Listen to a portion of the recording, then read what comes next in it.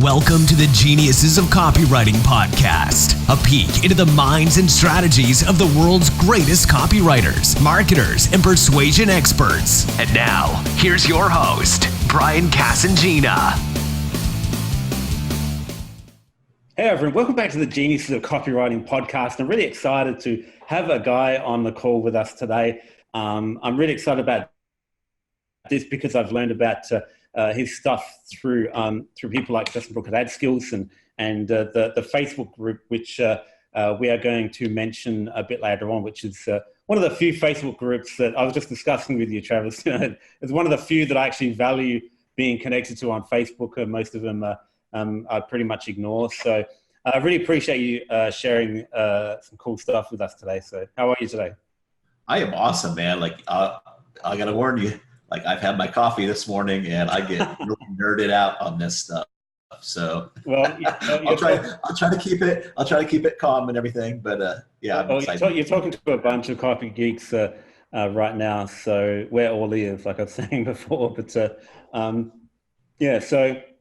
for those of you who are misinformed enough to not know who Travis Sago is, can you give us a brief intro and tell us a bit of your story?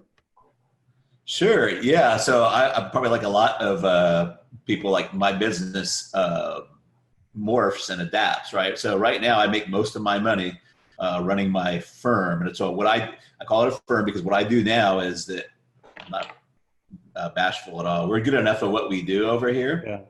Yeah. Selling big ticket stuff using nothing but writing, no videos, no webinars. That we go to companies that have customer lists. And I will go and fund all the copywriting and everything it takes to sell their stuff through their email list and their direct mail list. And we're starting in the Facebook groups now, but we just do it on a revenue share. So we typically sell things that are awesome. Yeah, I'm really interested. Yeah, 25K and above, up to like 50K. And so we just it's about 40% revenue share. So that's what I do to make my living, and then I teach when I feel like it. So I've got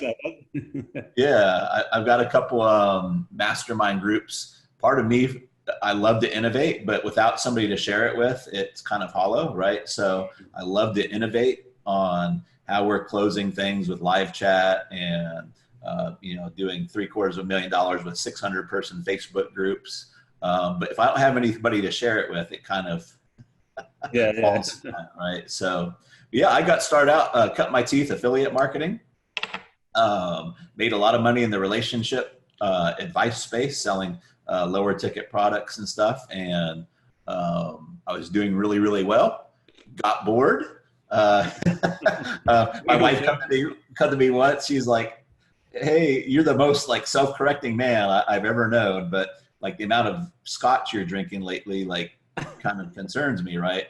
And it's kind of I'm a little embarrassed because it's I was making millions of dollars a year. I was barely doing anything, right? But I got bored, that's when I started jumping into consulting, and now I don't do consulting for a fee. We just do it as an investor and a revenue share for the businesses, right? But so we just kind of grown up from doing $37 products to $2,000 products to $25,000 and $50,000 products. Now I just help somebody sign a deal for $100,000 product. He's going to get a 15% commission on 15K. But sounds like you're a good man to know.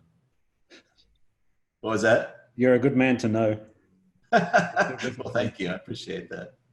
Sometimes depends on what day you catch me.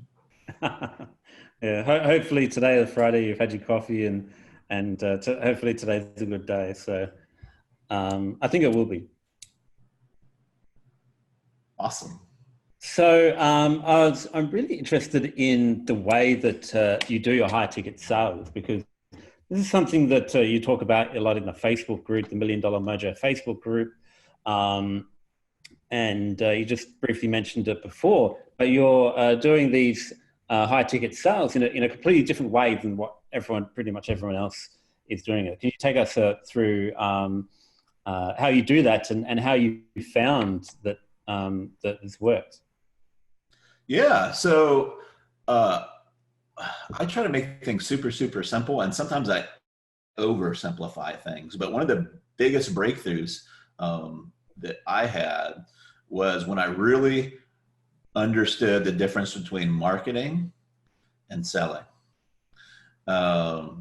There's been people way smarter than me that made that distinction, and I've kind of read it and just gone by it. But like Peter Drucker says, the purpose of marketing is to make sales. He uses a fancy word, superfluous. I usually say not necessary, right?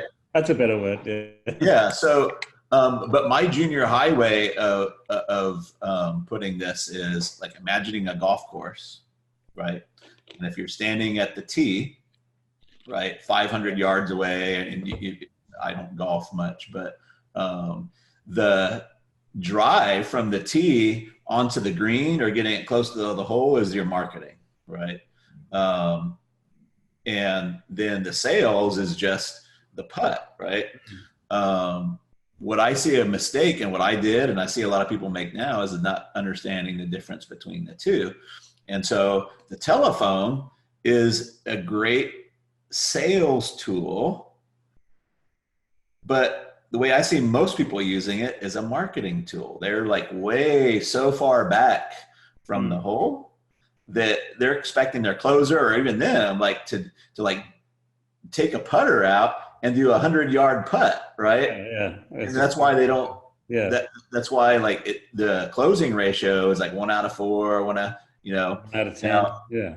Yeah. Now, when you understand the difference between marketing and sales, like my thing I always say is I want to get the conversion golf ball so close to the damn hole a monkey could tap it in. Yeah. Right? Yeah. So, and some people like until they've actually seen this, some people will call bullshit on this, but I like for my programs and other people's programs, I use a notepad file. Like I will literally write out the offer in a notepad file and I'll deliver it to them, right? And we have like 40, 50, 60% close ratios on a notepad file because the ball's so close to the hole, that's all we need to do, right? And I'll fill up my whole program, never getting on the phone and just put the details in a notepad file, right? But I let marketing do its job, right? Move the ball so close to the hole that a monkey could tap it in. We call it tapping, by the way. And I find it works whether you have a 2K offer, a 25K offer, 50K offer. Now I don't go much above the 50K. I'm not saying it wouldn't do it, right? But that's kind of like the overlying principle or the magic trick. Yeah. Right. Now there's of course a lot of magic tricks getting that ball closer to the hole, right? Which we can talk about if you want to. But that's the underlying principle, really. Yeah, and I mean one of the tricks that that I'm imagining right now would be very important in getting that ball close to the hole is in the targeting of your audience, who you're actually sending that notepad file to. So,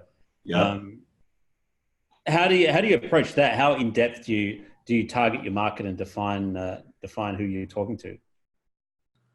Yeah, so a lot really, like probably more, but I do it in a little different way, right? So one of the things I look at is what things would they need to have in order to be successful, right? And I like it to be binary. I like to be like a yes or a no. Yeah. Right. Is it binary, right? So like for my phoneless sales machine, when have that open, like if somebody comes to me, like I want somebody that has at least 1,000 opens on their email or at least 1,000 people in their Facebook group, right? Can you point to that? You can absolutely point to that. Yeah. Is that a yes or a no, right? Mm. I also like if they're starting with at least a $500 offer, right?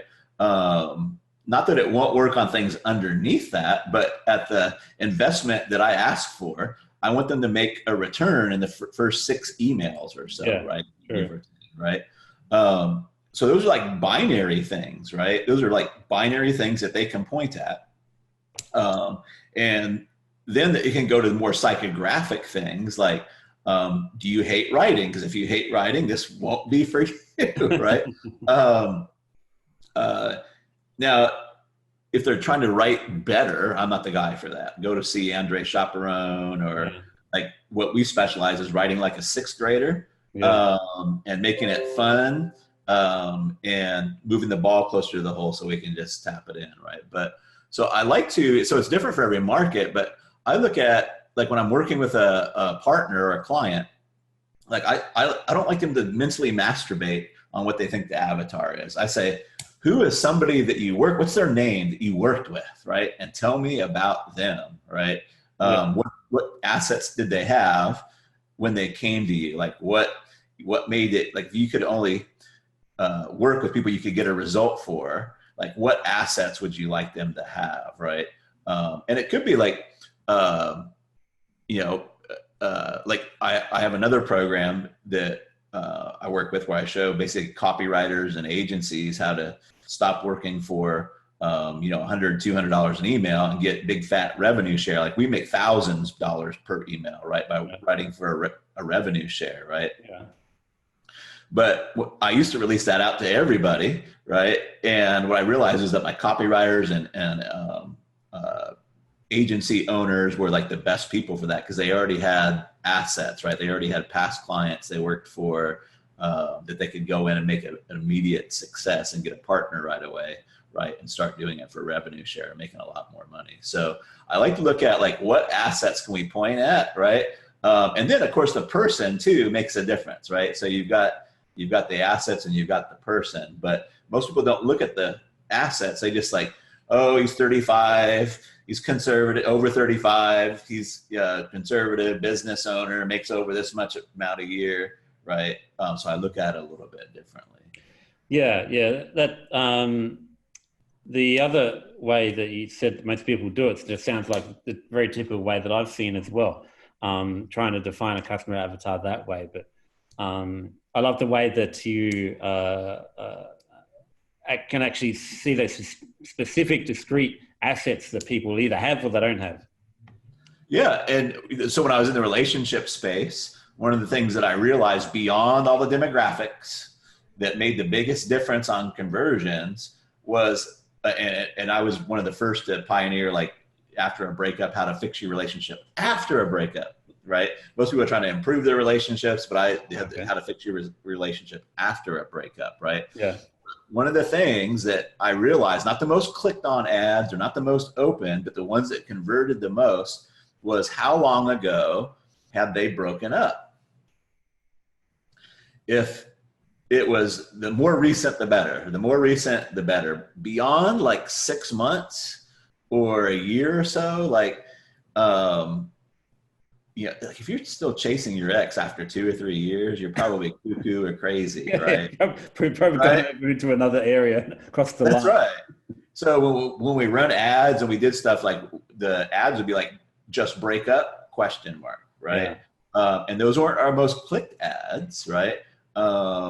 They weren't our cheapest ads to run, but the conversions were way higher on those, right? So I like to find a situation or a symptom or something that they can raise their hand to. Like for my agency, Slant Firm, right? I say, people don't understand when I say firm, so I'll just call it an agency. Yeah. But like one of the things is, do they use an expensive shopping cart?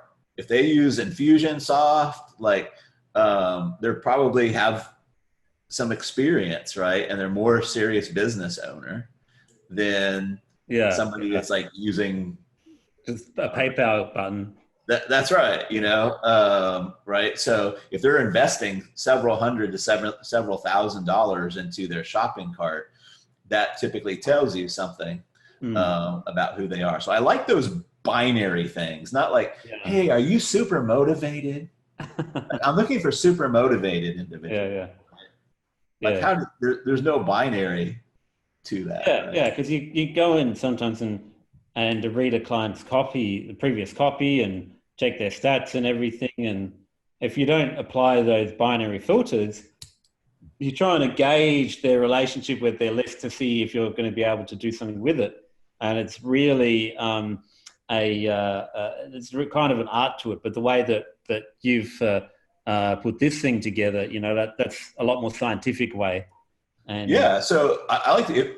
I think looking for super motivated is fine, but you have to find a different binary way of asking it. So if you realize like, hey, the people that have done best with the program or whatever I'm selling are X salespeople that have been on commission and survived when they're on straight commission, right? Then that would be a binary question. Yeah, true. Do you in the past or do you now hold a straight commission job where you supported yourself on it, right?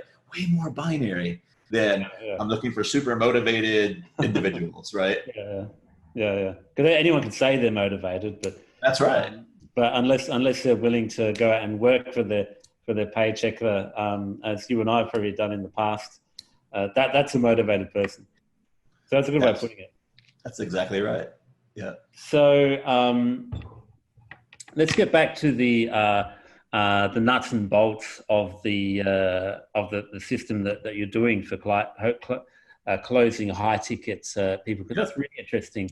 Because a lot of people listening to this podcast are copywriters and consultants who would like to charge, and get, because anyone can charge 25 grand for a sales letter, but whether you get it or not is a completely different story. That's right.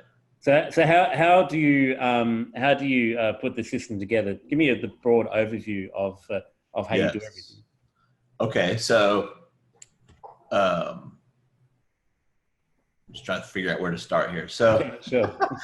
That's all right, we got time. So 60% of your sales success is just like this old mail order stuff is in the list that you're purchasing or the list. Same thing. I don't care if it's a Facebook group or whatever. 60% of your success is just going to be in the people. 30% of your sales success is in the offer that you're making. 10% is in the copywriting, right? Now, when I say that, people are like, oh, you don't think copywriting is important. No, that would be silly. That's like saying like my heart only takes up this much of my chest, so it's not very important, right? Good point. The copy, though, I view more as getting people to enjoy it, right? Making insights, I call them braingasms, right? To move them further across from the T to the whole, right? But whether it sells or not has mostly to do with what offer are you making to the people, right? So that's where I spend a lot of my focus, because and I call this the elastic gap, right? If let's say the par, on this golf course is like, let's say we're doing a $50,000 offer, right? That might be like a par 5, other than like $100 offer might be like a, putt, I don't know if there is a par 1, but yeah. That's right. Yeah. I don't know if there's par 2, whatever it is, but the offer is what's going to reduce that gap in between the drive and it literally reduces the gap. If that offer is like, number one, it's not something they want, obviously, but here's the big thing, is it like everything else? The more like it is everything else, the longer that that's right. The longer you will have to hit the ball. That's right. So I call this a mini monopoly. So the closer you can be the only solution for a particular person who wants to do a particular thing without a particular thing, right? It's almost a template, right? The easier it's going to be for them to say yes and be like, oh my God, this is exactly what I've been needing. This is what's been missing, right? All along, right? So I spend a lot of my time figuring out a couple things, right? Why haven't they gotten the result that they wanted with everything else is out there? What don't they like about the options that are out there, right? I always picture like a person on Hell Island, right? Like, and I name that person Pat, but Pat's sitting on Hell Island, right? Whatever the hell is like over there, right? And Pat wants to get to Heaven Island, right? Whatever that Heaven Island might be, right? And then there's obstacles in the way, which are like sharks and water and, and then, but she's had like salespeople come up to him and try to sell him like a raft blueprint, right? Hey, I'm gonna give you a raft blueprint, right? Shelled out money for a raft blueprint, right? And the raft blueprint calls for bamboo. Well, the only problem is there's no bamboo on them, right? So that doesn't work, right? Or they try to build a boat, right? And they send off one of their friends in it, and they they watch it disintegrate and halfway across and get eaten by sharks, right? So there's all these different options, right? And Pat's still on Hell Island for a reason, right? And of course, one of the big things, always the big competition is not doing anything, right? Not doing anything at all, or the do it yourself, right? Like, yeah, a restaurant's biggest competition isn't the joint right next to him, right? Or across the street. It's people eating at home, yeah. Right? And that may not be so true anymore. I think people like eat more, like eat less and less at home, especially like Uber Eats and, sure.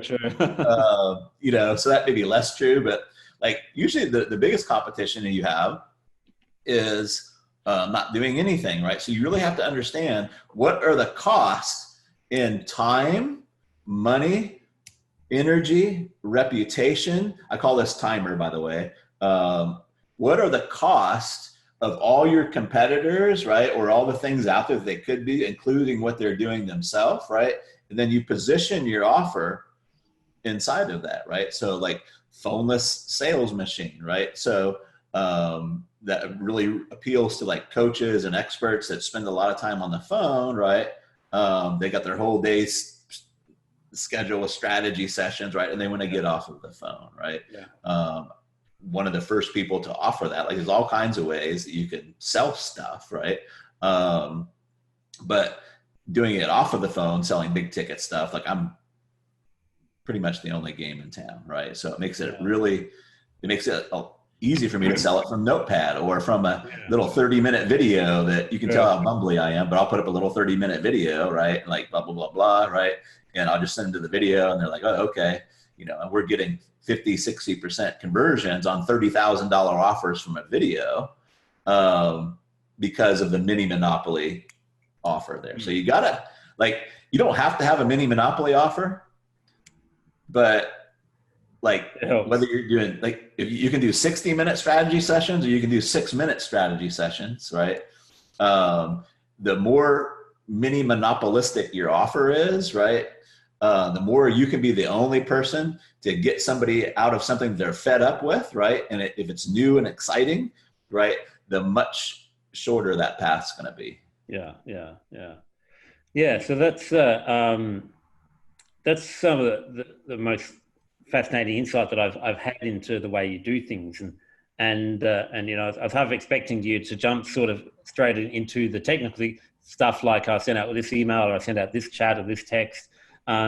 But the way you've gone over that groundwork is really important, because a guy's listening to this podcast will really appreciate that insight into all this prep work and how you can't come up with that mini monopoly offer and do all that stuff before you send out anything. So that's really valuable.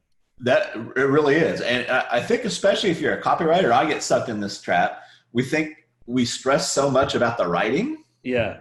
Right? Oh, if we're not making sales, we think it's the writing that's the problem, right?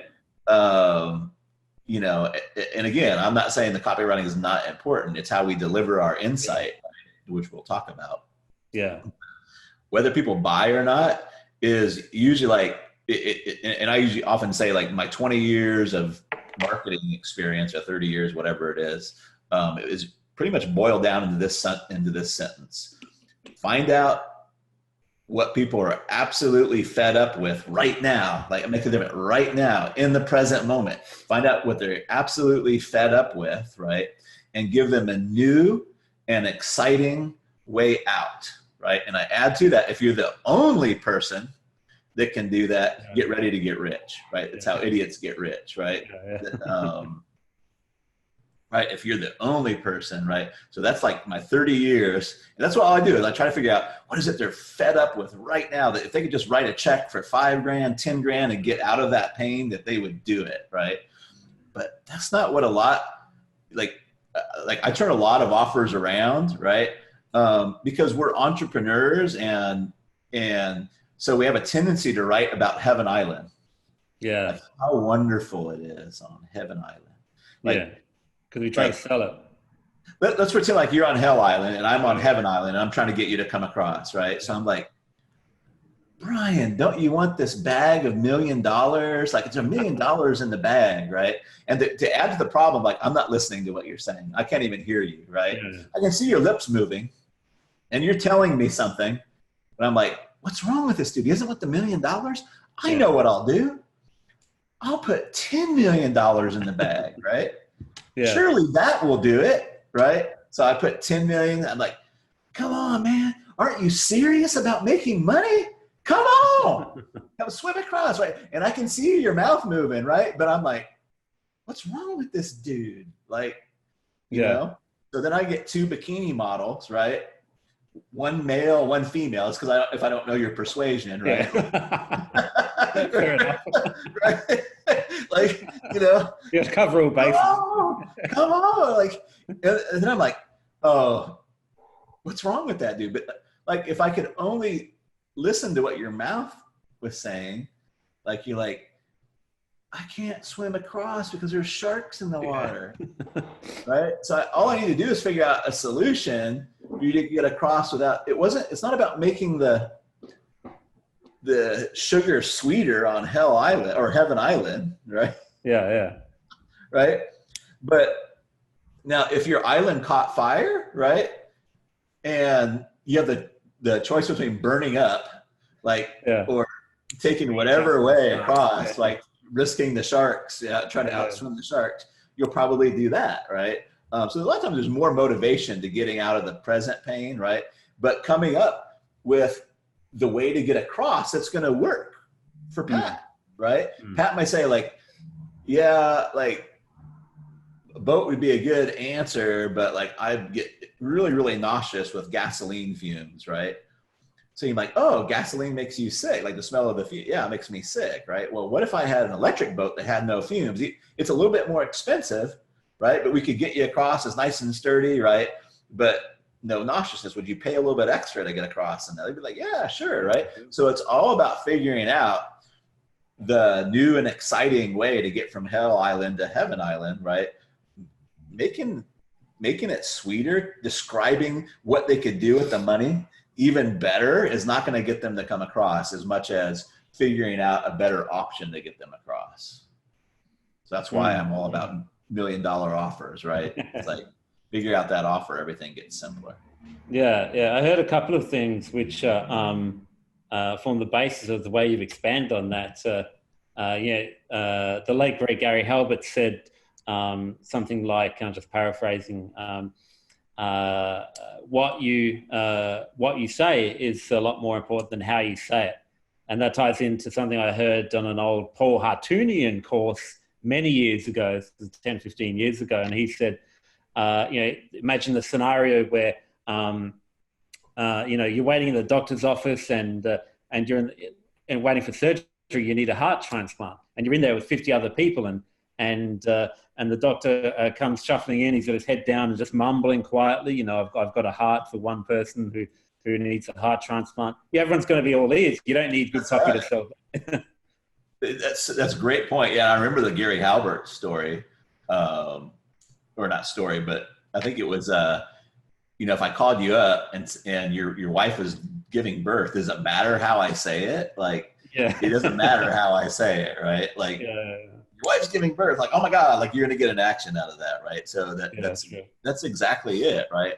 But a lot of times, like, and I don't want to make fun of people, but like, I'm sure we've all seen like where their offers like, I'm going to 10x your revenue, right? Well, like everybody's saying that, right? It's just like, it's immediate bullshit, right? Like, I mean, even if it's true, you're not. It's not a mini monopoly by any chance. It's the complete opposite. That's right. Yeah. So, it's like then it becomes just like it almost becomes like garlic to a vampire. Like, it becomes a repellent, right? It's like, oh Lord, here we go again. Oh, I know what we're gonna do. I'm gonna help you systematize your business. Yeah. Oh my Lord, like how many times have you seen that, right? Like, I haven't seen that since 2003, so it's not new. That's right. Like the second you see systematize, you're like, oh, yeah, it's not the new and exciting way out, right? Like you just have to maybe come up with a different way to say it, right? Or a new and exciting way to say it, right? Yeah, that's where, you can pre-frame stuff like that, frame it in a different way and make it, seem as though it's unique. I mean, is it still powerful to have a perceived monopoly and a perceived uniqueness about your offer, or does it really need to be absolutely unique? I think, I think that it actually needs to be there, right? Yeah. I mean, assuming or that at least, something, or at least communicated. Like a lot of the partners people I work with, they actually do have some type of mini monopoly. They just don't see it, right? Mostly because they're trying to be like more to everybody. Like a really good example is I was working with a female business coach, and we're like trying to narrow down on kind of what her mini monopoly is, right? And she's like, I don't know. Like I just work with women business coaches, right? But as I call it the uncomfortable dance. We kind of talked around a little bit.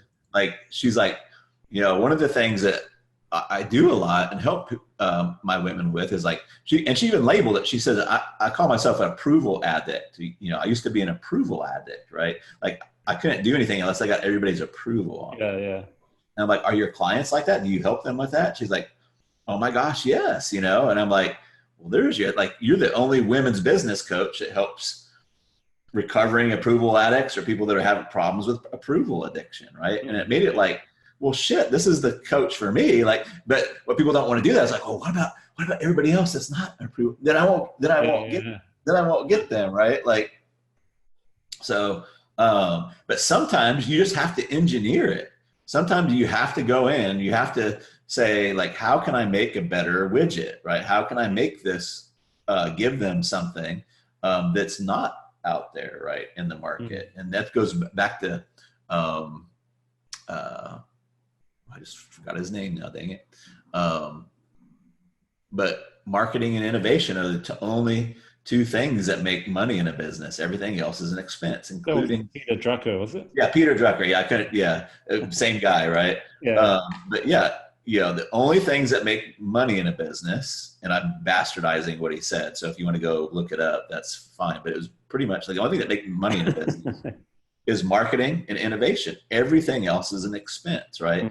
So you constantly, because the water changes, right, in between hell and heaven island, and different boats come out, different options. It's always changing, right?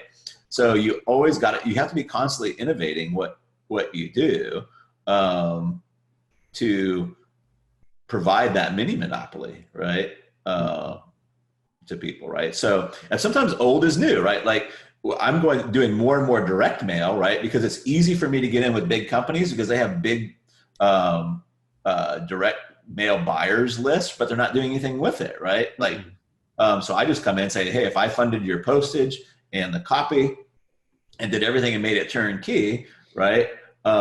Would you give me a percentage of it, right? And so I call it a trash can asset, right? Because they're not doing anything with it, right? Yeah. So I just come in and monetize it for them for a piece of the revenue, right?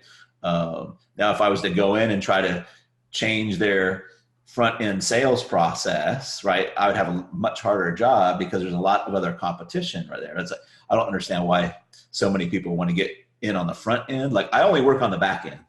Like there's so many people like helping sell front end products and front end agents. Like we all know the money's in the back end. Yeah. Why not? Yeah. Why not? So I used to call my agency a back end agency. We just worked on stuff on the back end, right?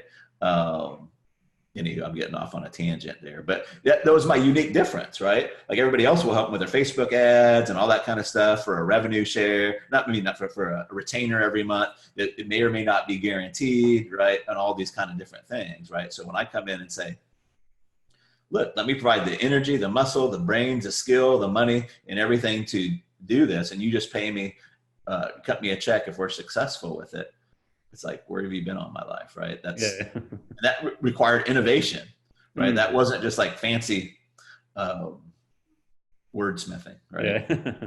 I think that's a really a business model that's really built for the future, especially if the economy takes a turn for the worse again, which, it's been more than 10 years, so knock on wood, hopefully it holds off a bit longer. But, I think this comes from something that Justin Brooke has been talking about on Facebook as well, how models like the one you're talking about have a brighter future in the short term, especially if we have another crash like 2008, where people will be wanting to do it this way rather than write you a huge check up front. Yeah, more people are looking to how do I take advantage of the resources that I already have that I just don't have the time or energy or the know-how already on the team, right? So they look at like how can people get much more resourceful. It's like the old toilet paper, right? Like when the roll's full, down to that last square, right? You get way more resourceful with it. The same thing like recession, like people will take a harder look at, oh, here's my direct mail list. Here's my, what else could we be doing? Yeah. How can we get more fruit off of this apple? Like right now, in my opinion, most businesses, they go out and they buy an apple, they take 1 or 2 bites out of it and they throw the rest of it in the corner. Yeah. Right. Which is great for people like me, because I'm like, oh my goodness, look at all the fruit still on this thing, right? Like, if I can get more fruit off it, would you give me half of it? And they'd be like, yeah. Like, and you didn't even have to pay for it, which is the traffic cost. You didn't have to pay for any of that. That's right. Yeah. That's right. Right. So I get them to continue to drive leads and do all that kind of stuff, right? Go out and buy the apples. They take their 1 or 2 bites out of it, right? They throw it in the corner for me, right? But there's still most of the fruit left on it, right? Yeah. I mean, the bulk of it is still there. They're just picking up what they can off the front end and thinking that that's all there is. Yeah, and Lord help you if you get in the way of those 1 or 2 bites, right? One of the things I always say is like, I just want to bake people a new pie, right? I want to bake them a new pie. But like if you're on the pie, like if they got a pie in front of them and they're eating it right now, right? Yeah. Like, can I have a piece of that? Like, right? That's why it's so hard. Like when you're working on people's front ends, like if you're a Facebook aid at, a media buying agency or doing anything on the front end, they're like, you trying to get a piece of my pie, right? But when you say, hey Brian, I baked you a new pie, like, can I get a big hunk of it? They're like, give me a new pie. Yeah, right. It's like, so it's a way different offer, right? Yeah. That's where all the positioning comes into it and the pre-framing of it. So that's right. That's really a very powerful foundation. I love the fact that you haven't really dived into the tactical stuff yet. This has all been building up to that. We've been talking about this for half an hour, and it's all this crazy valuable stuff that people need to know. And I've been learning a lot of stuff myself. I've got my own notes, and this is all that prep work that goes in before you even send out any messages or emails. Yeah, it really is. So, like, it would be fine and dandy. Like, I use this example a lot. Everybody's probably in this group's probably seen Star Wars, and I'm not a big Star Wars aficionado, but the first one that came out in 1977 when I was like 11 years old, right?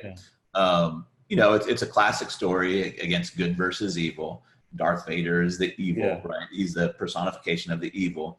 And, Luke Skywalker's mentor is Obi-Wan Kenobi, right? Yeah. And Obi-Wan Kenobi comes and gives him a mini Monopoly offer, right? Or a plan, right? And that plan is use the Force, Luke, right? Well, Luke just doesn't say, oh, thanks, Obi-Wan, and goes and kicks ass, right? Like he doesn't trust it at first, right? Because what he's doing is he's looking at that offer, right? In conjunction of all the other things that he could do, right? So this is kind of where the rest of the story comes in, right? Like, I'll just take this, Agora calls like maybe the mini Monopoly offer, like the big idea, not exactly, but it's like the big idea, right?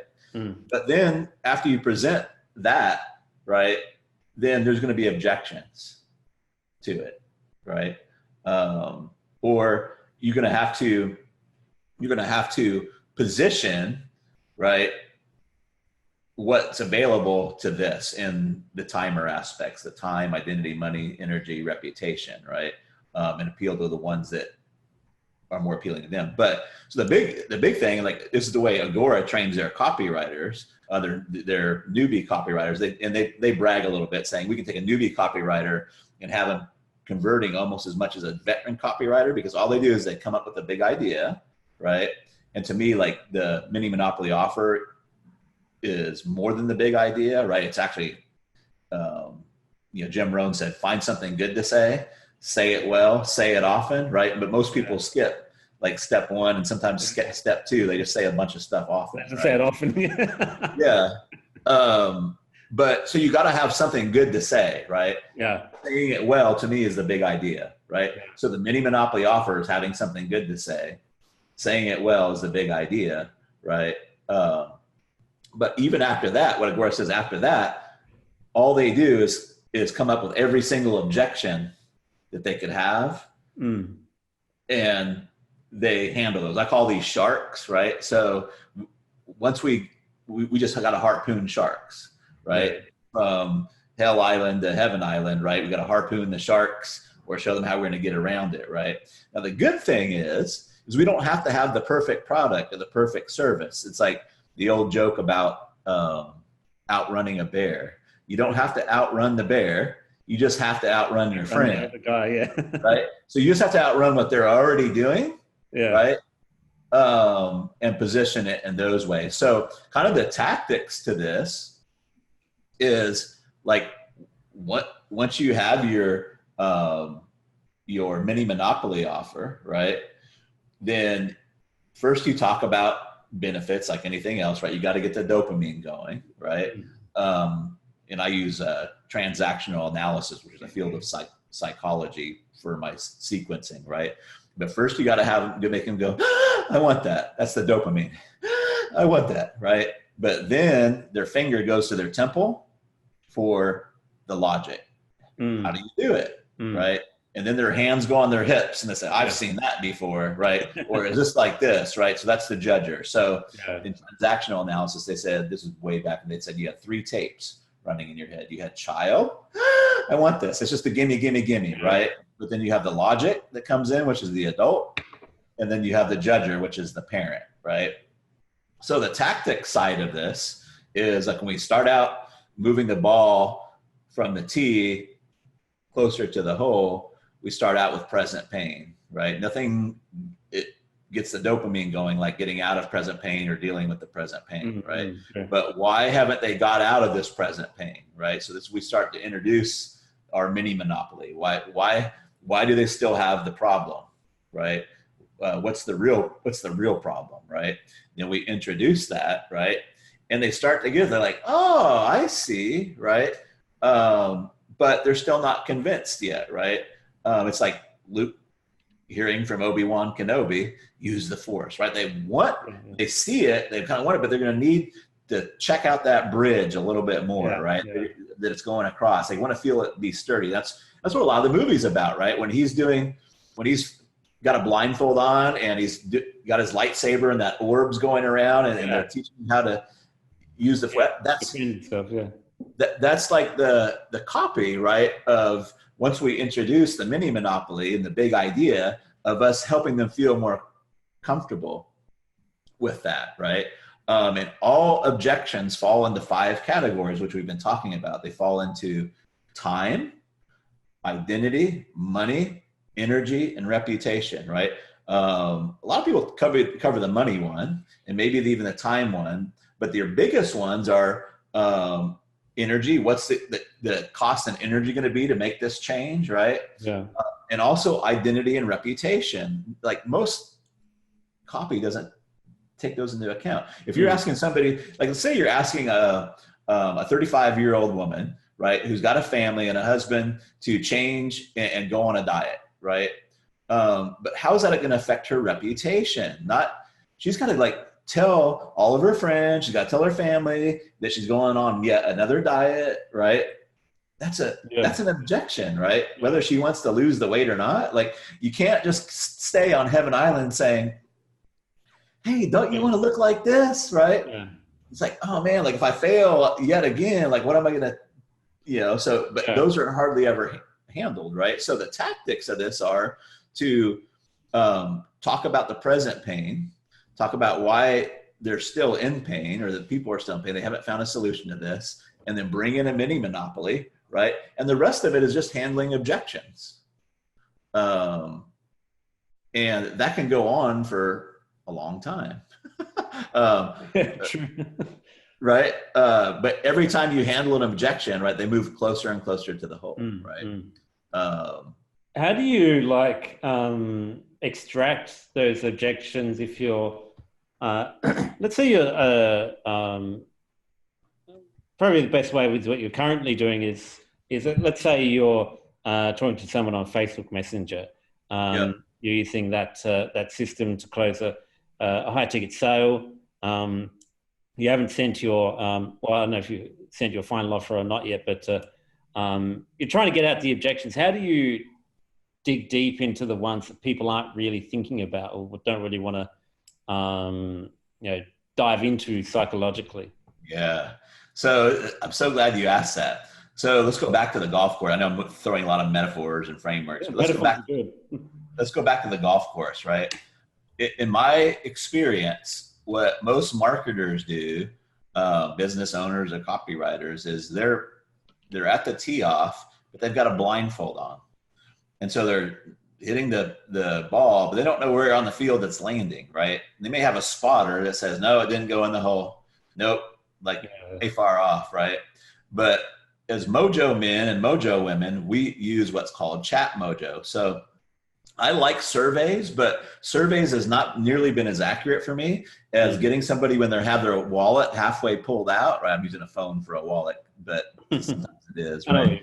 Yeah. But so we have a couple, and I can't go into it all here, but I can give an overview. But one of the things we do is called an offer dial-in process. But so we always have, whether it's a web page or what have you, we'll have a live chat set up. And so we want to find out two things. What is their currency? Basically, what is the present pain that they're trying to get out of? And what objections do they have to the plan that we have, right? And so we have a structured way we ask those questions, but generally it's once we got the conversation rolling, it's what has you considering a change in blank? What has you considering a change in how you're handling your investments, right? Right. And they'll tell you, and what we're looking for is trigger points. What's the pain that they're in right now, right? We did a land investing program. We said, what has you considering doing some land investing, right? And a lot of it was hey, I'm getting ready for retirement and I just want some supplemental income, right? But we'd go deeper, right? Supplemental income, ? Right? Yes. And we just take them deeper and deeper, right? And then we'd say, what else other than supplemental income? What else are you looking for? It's usually never the first thing that they tell you. Yeah. It's never the first thing. We say, well, I want something fun to do. Fun? What's important about the fun aspect? And a lot of these guys were engineers. They were people that had made some good money, right? But their job was boring to them, right? So they didn't want to do boring shit after they retired, right? Yeah. And then another one, what it was, and this was a big one too, I want something I can do with my family. I want something I can do with my wife, right? That was a huge one. Because a lot of them had felt disconnected from their families, right? So, and then we would say, which one of those are most important to you, right? And it was I'm just doing it from memory, but it was fun, something I could do with my family, supplemental income, right? Now, one of the things we did with that was we came up and made a mini monopoly offer. And that was not only going to get logins just for them, but they're going to get logins for their whole family. We called it the legacy bonus, right? Yeah. You're going to get logins for their whole family, right? Because what we were really selling was not land investing, but them to feel like a coach, coaching their kids in how to do this land investing, and they could all do it together, right? Yeah. This gave us a mini monopoly offer, right? But then we're also looking for sharks, right? We call them sharks. What are the objections? What is it they don't like about the plan? And so we just asked them really, really frankly, we're like, hey, you won't hurt my feelings at all, but what stops you from doing this? What stops you, right? And one of the big things that we uncovered was well, you're saying we can go buy land for like $5,000, as little as $5,000. But when I open my newspaper, like the lowest amount I see land for is like 30 grand, 50 grand. So I think you're bullshit. Right. Yeah. Which was kind of interesting because the whole thing was predicated on, he had a direct mail campaign to send out to landowners that didn't really want the land anymore. They inherited it. Now all it was to them was a tax burden. Right. Yeah.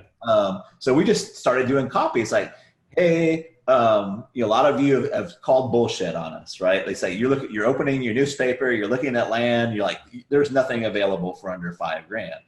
But that's exactly why you need this program, right? Because we figure out how to get the land that you can get before it comes onto the market for $5,000 and less, right? And so by opening those things, like we opened up the offer flow on them, right? So we use live chat at the moment they're considering doing the program, right? I don't want to get political, but there's a world of difference between surveys and polls. Yeah. And what people do once they're actually in the voters booth. Yeah. Right? Yeah. Sure. Two different things, right? I don't care if it's 5 minutes before or 5 minutes after. What happens in the voting booth, it can be way different than any of those polls say, right? So I'm not poo-pooing surveys. I think they can get you going the right direction, right? But the problem with some surveys is the kind of information you get from basically the information about survey takers and people who take surveys, whereas it's unlikely that most audiences, many people in there will be survey takers. So, there might be people who ignore surveys completely, and then you're just not getting any of that information at all. That's right. Yeah. So I love how the way you're doing this, it's the immediacy. It's what they're feeling right then and there. Like you say, right when they're right in the voting booth. That's really fascinating to me. Like when I started out in business, I went online pretty quick, but I also did a lot of direct mail. And you've got to wait a month for your display ad to come out, and then you've got to send out the letters, and then wait for the response there. Then Google AdWords came out, and then you could start getting data in within 20 minutes. And now with social media and chatting platforms and stuff like that, things like WhatsApp and Line are apps that are popular in Asia, where and people do business over them, and people chat back and forth, and they can send. They can buy products and services with bank transfers and such, and it's that immediacy that the person on the other end of that phone right then and there, that you're getting that it's like a direct conversation. Yeah. And so let me just make this super clear so it's useful for your audience, right? What do you think we did we've like, oh, what they're buying is fun, not so much the supplemental income. I mean, that's a piece of it, right? Yeah. You think we just said, oh, that's interesting information and like file that in the, no, that's our next email, right? If we had an email queued up about like why land investing over house investing, like screw that. Like they're buying fun.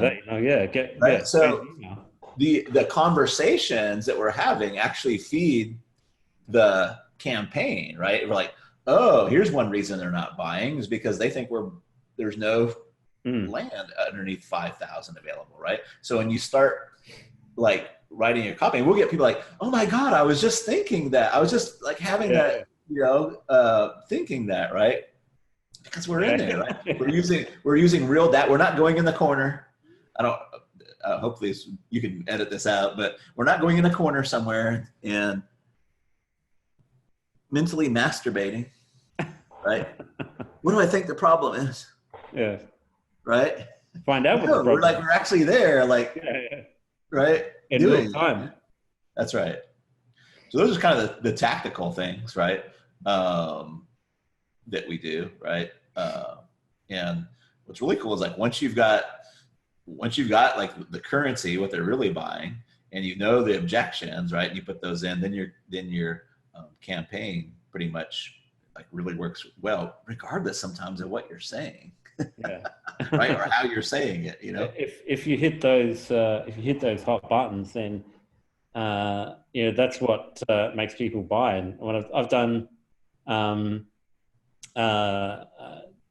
direct sales before, like I've been in someone's living room and signed them up to buy something, and they're looking around like, I don't know what I just bought, but I know that you solved my problem. Yeah. So when you get it right, people will just buy it to solve their problem. They won't, like, the product is almost secondary. It's still very important, but they're buying because of the problem that you're solving.